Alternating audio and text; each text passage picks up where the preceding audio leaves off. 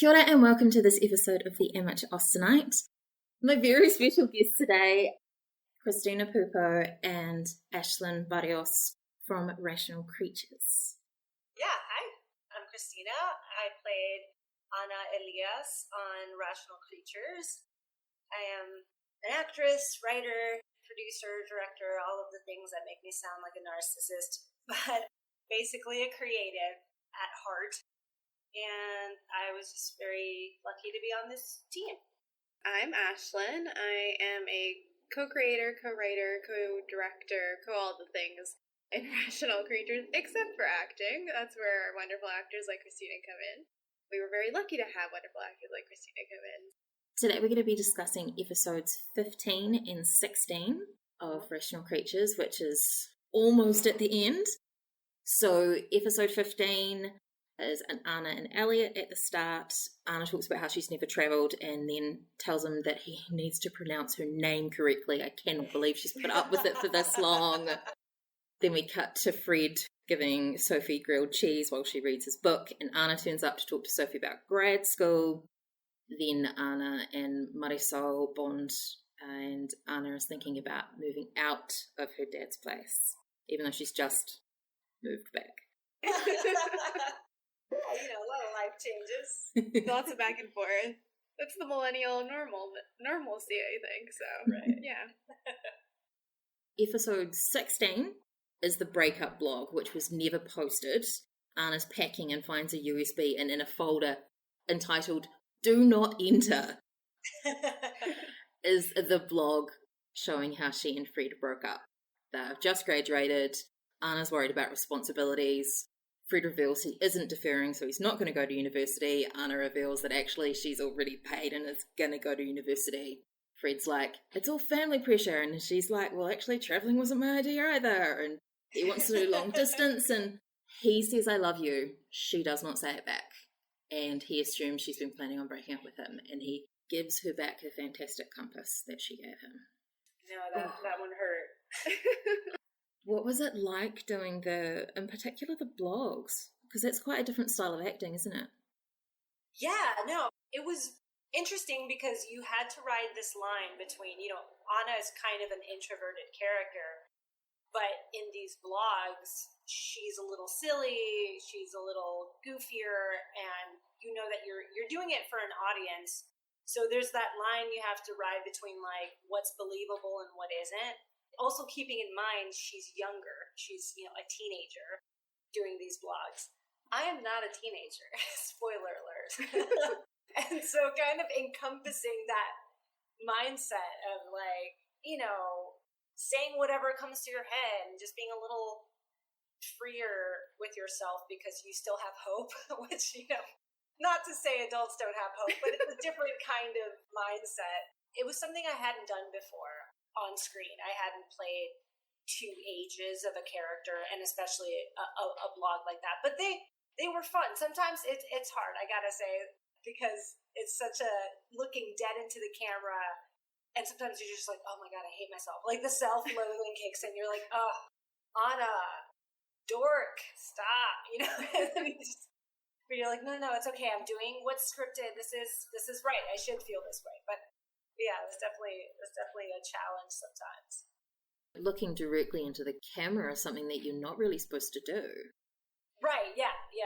We've been trained to not ever look down the barrel, but it's also, it's vulnerable. It is like a very vulnerable piece to just be kind of, I'm someone who in my personal life, I've done videos. I never really did too many like vlog type things when I was younger, but even when I would look over things and be like, nope, delete that one, start again. Like, I'm very precise and just that mindset. So it was funny to do these kind of riffs on being a teen who's just gonna say whatever and not delete it. Like, half the stuff she puts up there, like, why did she post it? Like the one where they make out? Right, I know. See, there it is, and there it is. So Ana's a little bit, there's a kink in there. I don't know what's going on. I'll say from the creator and writer side, the vlogs are something that obviously aren't in the novel. We don't see them. in their original relationship in the novel, we thought it would be interesting to see the breakup. And you can't really see the breakup unless you lead up to the breakup. And so we did it this way. With Anna as a character, it's a fine line of like what's going to be on camera, what's not going to be on camera.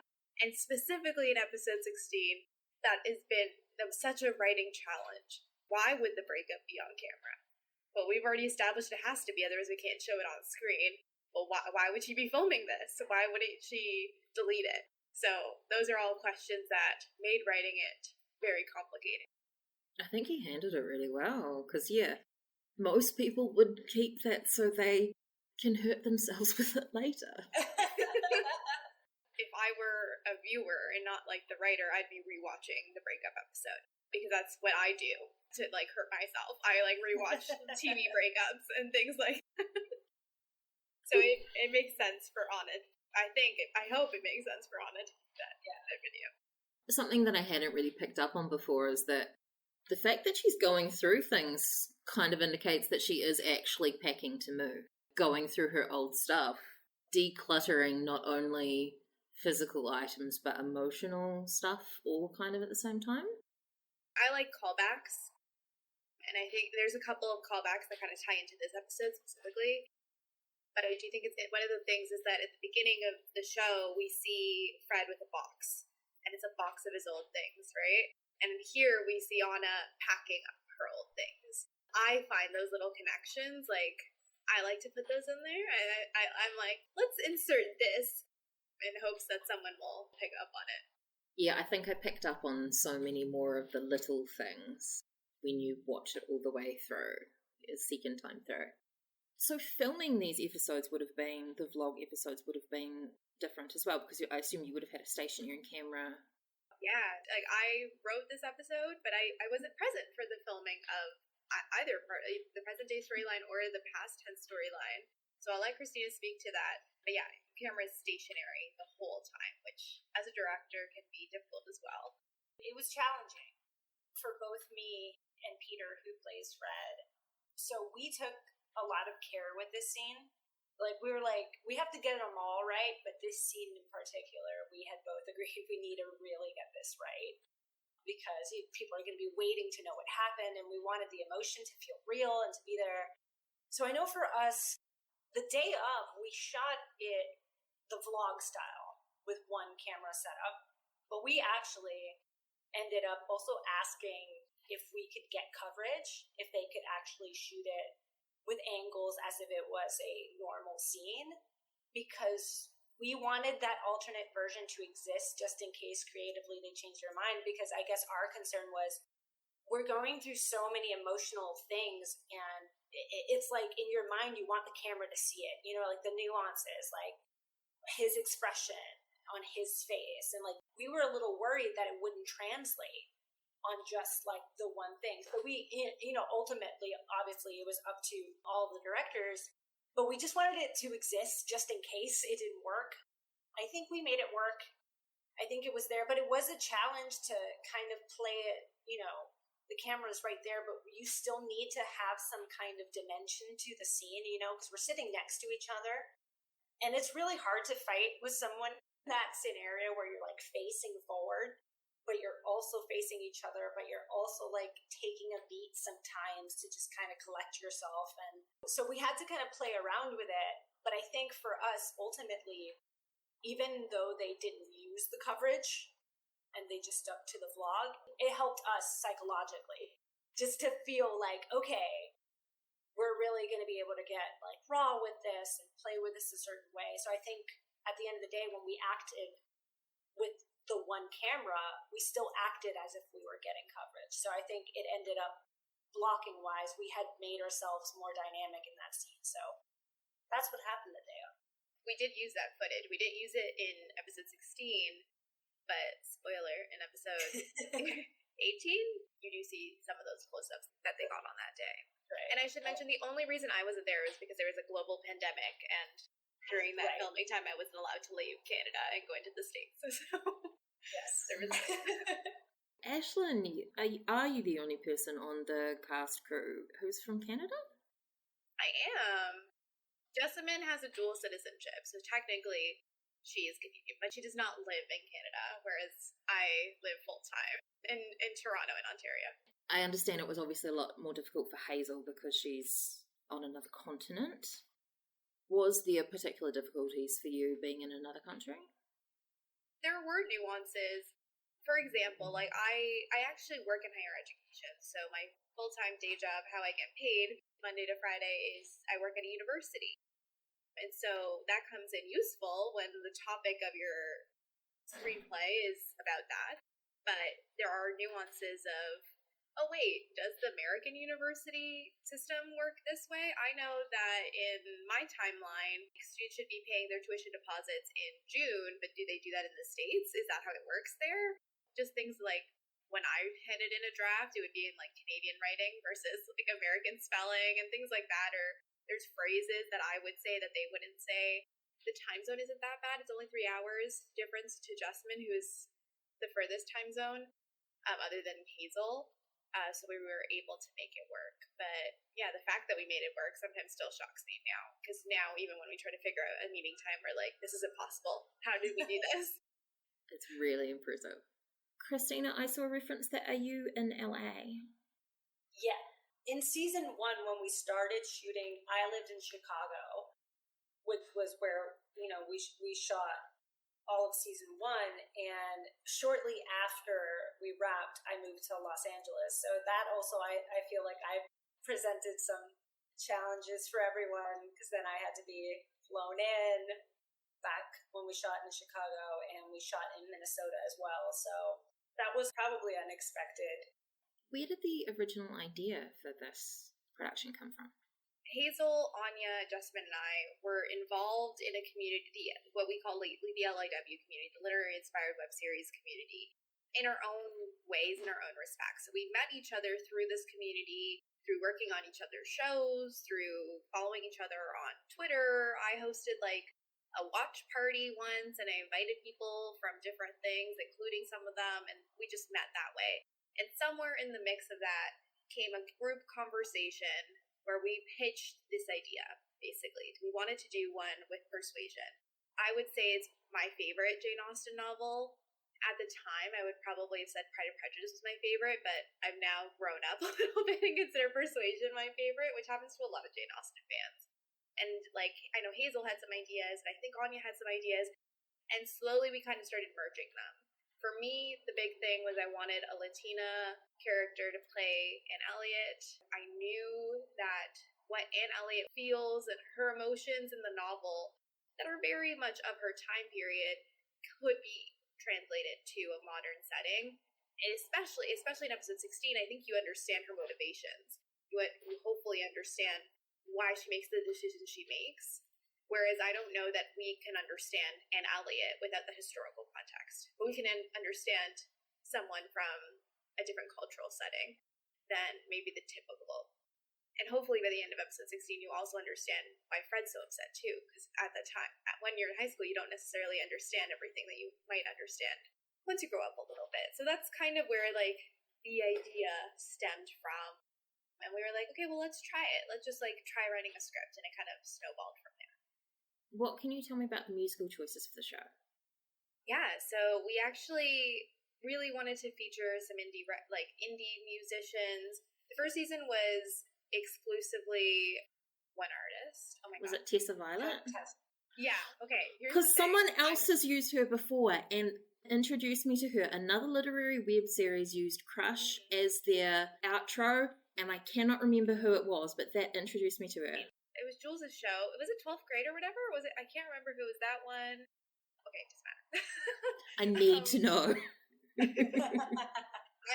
know what show you're talking about, and I will find it for you and send it to you. Thank you. Right now. Because I've looked and I couldn't figure it out. But you know what's funny? It's like, I know her name is Tessa Violet, but I always want to say Tessa Scott because of Tessa and Scott, like the figure skaters, because that's how Canadian I am, guys. It's really bad. But yes, we used Tessa Violet exclusively in season 1 just because we got access to that music and we really liked her. In season 2, we wanted to switch it up. So we actually hired someone, our music supervisor, who's a good friend of ours who's worked in different LIWs to kind of help us find some songs. There was a lot going on. We were doing a lot, playing a lot of different hats. And they provided us with a list. We went through them. Like, not all of them made it into the show. Some of the songs we found ourselves.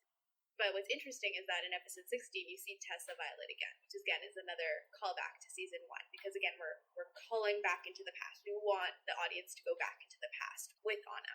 And in episode 15, you see a really upbeat song, which is kind of different from everything you've seen up until that point. It's a very different tone in music, which is on purpose, right? Because Anna is literally shifting in tone. Her whole perspective is shifting. Also, we need to bring it up a little bit so then it hurts that much more when you bring it down. Also that, it doesn't hurt. But we wanted it to be like, oh, there's a shift happening. Because that shift is going to take us to the end of the show. And we need that shift to happen. Otherwise, we can't have the third act. The third act can't exist without a shift like that. The tagline for the show is Fall Back in Love. Do you think that it is a falling back in love, or do you think they've been in love the whole time? Ooh, I think that depends on which character you look at, too. I think they both think that they've gotten over this love, but I do think it's both of their first loves. Their first real love. And I think for anyone, that's really hard to get over. And I think for anyone, they might just hold that a little bit closer to their heart. So I think they kind of put it, I like to say this with my friends, like put it in their back pocket. Like you have a guy in your back pocket, like he's there, you'll get around to him. Except it's probably a little bit more emotional than what I just described. And I think they both thought that they were over it, and maybe they realized that they weren't. Fred literally runs away from his feelings, and he's very hurt by what happens, and he feels lied to. And Anna feels like she's done the responsible thing, but that doesn't mean she's forgotten about it. Or maybe, I think that at some point they both kind of just like moved on with their lives, but that doesn't mean they were fully over it. For me, I think it was more than back. I think it was like falling in love a second time. They had that young love. They understood each other on that basic puppy love level, and then falling in love all over again with who they became and how they've changed, and loving that version of each other. So that's kind of how I've always seen it. Like, they were still two different loves that they had, and I think that's what makes the story even more powerful. Retaining a crush and then never getting over it is one thing, but like, you know, having someone come back into your life and realizing that you love them even more now, like everything that they are, is so much more amazing. Oh my god, I want to change my answer. About the cast, everyone is multi-talented. You hide almost everyone is not just an actor. Musicians and dancers, and it's amazing the depth of talent that all of you have. The creative team will always tell you that we got super lucky with this cast. I honestly don't know how we got this lucky. I was like, is this how all American actors are? Because maybe I've just been like making shows in the wrong country. Not that my previous things weren't great. They were also good actors. But I just feel like this group was also very special. I feel like you each brought something that was really unique. I don't know that anyone else could have played any of these roles as good as they've done. There's like little things that I noticed when we were watching it. Like there's a scene with both Peter and Kristina where they're sitting on the staircase and they're drinking tea. And I've seen the bloopers, so I know that they're goofing off like in real life. But there's a scene where Peter looks at Anna. And I was like, that's definitely not scripted. That's Peter just being a good actor. And I I melt. And I'm like the one who, like, you know what I mean? Like, I'm like, oh, if it's getting me, who's like in the creative team and who's been a part of the writing process and who knows them in real life, which can make it harder to believe someone on camera when you know them in real life. I'm like, oh, I hope it gets the audience too. Because if it's getting me, I think that's meaningful something. I love this cast. Being a part of this cast was my favorite thing. When we got to do season 2, I was just so excited, more than even just filming, just to be reunited with everyone, especially since I had moved away. They are so talented. And the thing is that when you work with such incredibly talented co-stars, your job is not a job. I was Anna because everyone around me was their character. And I mean, working with Peter was great. Peter's amazing.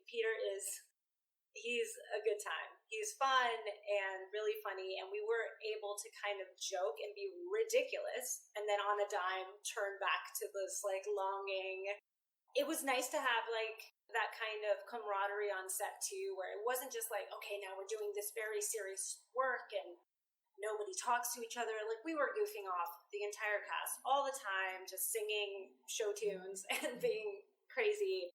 And that's what made it fun. And I mean, you know, I talk about Peter because he was who I was opposite, but Maddie's the actress who played Maddie Soul, Gabby, who played my sister, was just an amazing talent to work with. And I loved every scene that I got to do with her. In episode 15, that scene that I got to do with her at the end was so natural. I mean, you know, like her poking my nose and this whole thing, that was just her. She had a way of making me feel like she was my older sister that I didn't have, or my younger sister, I guess. But, you know, we just had a nice bond.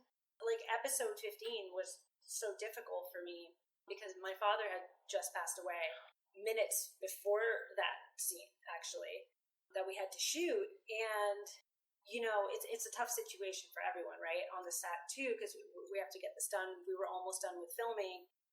And, you know, Gabby comes up to me and she's like, what do you need?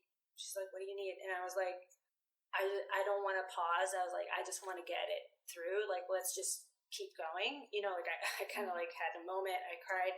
I was like, I will deal with this, but I just needed to, like, you know, I knew everyone had worked so hard. We were almost there. So Gabby was like, okay. So she was on.